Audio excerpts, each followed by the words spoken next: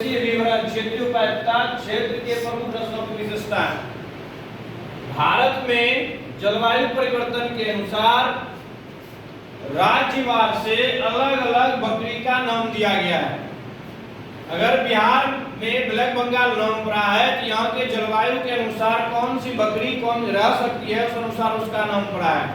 हम अक्सर ये देखते हैं कि जो हमारा स्वदेशी नस्ल की बकरी होती है उस बकरी में जो होते हैं जो मध्य प्रदेश में रहने के जो जलवायु होंगे वहाँ के वातावरण है उनके अनुसार होगा, जो मध्य प्रदेश में होंगे उनके अनुसार होगा, छत्तीसगढ़ में उनके अनुसार होगा, झारखंड में उनके अनुसार होगा।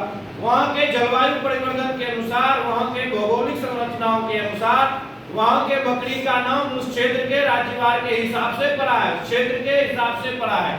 हम जैसे कि जमुनापारी का नाम लेते हैं तो जमुनापारी हमारा कहाँ का है? उत्तर प्रदेश में। उत्तर प्रदेश में कहाँ पे? इटावा से। इटावा में कहाँ से? इटावा में कहाँ से? चक्रनगर से। कहाँ से? चक्रनगर का। वहाँ का ये मुख्य प्रमुख नस्ल है। यह चंबल के घाटी में भी पाया जाता है, मध्य प्रदेश के भी कुछ कोने में पाए जाते हैं, लेकिन ज्यादातर यह उत्तर प्रदेश में पाया जाता है। तो राज्य के हिसाब से वहाँ के बकरी के नस्ल का नाम दिया गया है। इसके हिसाब से, राज्य के हिसाब से। किसके हिसाब से? राज्य के हिसाब से। हम वही भी बताएंगे कि स्वदेशी नस्ल कौन कौन से हैं, स्वदेशी नस्ल का विवरण क्या होगा और स्वदेशी क्षेत्रीय उपायता कौन से होंगे, क्षेत्र के हिसाब से कौन से नस्ल कहाँ पे उपयुक्त है। हमारे देश में 32 नस्ल के बकरियां हैं, लेकिन इसमें से 23 नस्ल बहुत ही उपयोगी है। कुछ ऐसे नस्ल हैं जो बाहर से लाके क्रॉस कराया गया है, लेकिन हम आपको अभी नस्ल बताएंगे कि हमारे बिहार, झारखंड और बंगाल का कौन सा नस्ल है, उत्तर प्रदेश का कौन सा नस्ल है। जैसे बिहार, झारखंड और बंगाल में जो हमारे यहाँ पे ब्लैक बंगाल नस्ल की बकरी पाई जाती है।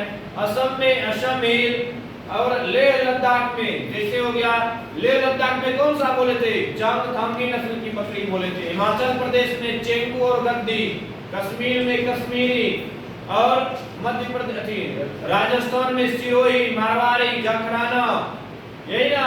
गुजरात में कच्छी, सुरती, झालावादी, मालावादी, महाराष्ट्र में उस्मानाबादी। यही सब नस्ल है। हमारे देश में विभिन्न राज्यों में अलग अलग नस्ल के नाम दिए गए हैं, वहाँ के हिसाब से, वहाँ के क्षेत्र के हिसाब से, वहाँ के जिला के हिसाब से, उस जगह के हिसाब से नाम पाया गया। लेकिन क्या हम हर एक जगह की बकरी को हर एक जगह पाल सकते हैं? ऐसा संभव नहीं है। ऐसा संभव तभी होगा जब हम उसके वातावरण को देखेंगे, उसके वातावरण के, उसके प्रबंधन के बारे में सही से जान लेंगे, तभी हम वहाँ के बकरी को आसानी से पाल सकते हैं। अन्यथा अगर हम अचानक उत्तर प्रदेश के बकरी को यहाँ लाएंगे, जैसे उत्तर प्रदेश में 2 नस्ल की बकरी पाई जाती है। पहली होती है बरबरी। पहला कौन है? बरबरी। या बरबरी आगरा मथुरा में जगह, आगरा और मथुरा के लिए, आगरा और मथुरा में ये ज्यादा पाया जाता है, आगरा और मथुरा के लिए है। अब देख लो जमुनापारी। ये जमुनापारी नस्ल की बकरी जो होते हैं ये इटावा के हैं। इटावा में ये चक्करनगर आते हैं। कहाँ के? चक्करनगर से आते हैं। ये सब नस्ल की बकरियां, इस नस्ल का क्या खासियत है, बरबरी का क्या खासियत है, अब इसमें से भी ये हम देखेंगे।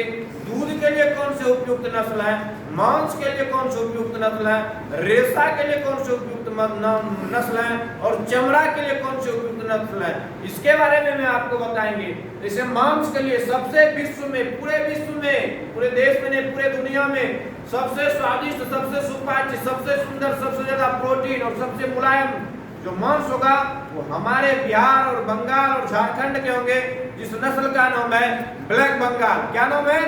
ब्लैक बंगाल। इस नस्ल के बकरी में खासियत और पूरे विश्व में सबसे महंगा मिलता है, सबसे स्वादिष्ट, सबसे सुपाच्य, सबसे ज्यादा प्रोटीन होती है।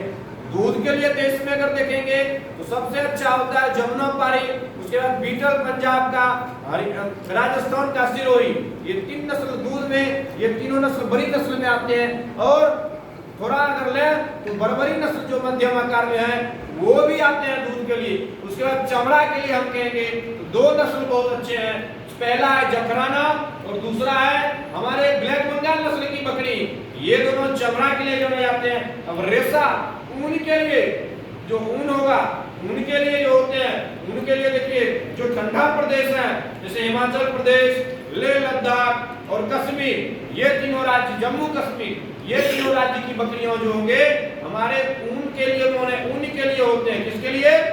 ऊन के लिए होते हैं। इसका मुख्य कार्य है हमारा रेशा देना, उसके बाल से ऊन तैयार किए जाते हैं, बाल से ऊन तैयार किए जाते हैं। ये मुख्यतः ऊन के लिए जाना जाता है। समझ रहे हैं ना? हम आपको कृषि के बारे में पूरा डिटेल से बताएंगे। समझ गए? ठीक है।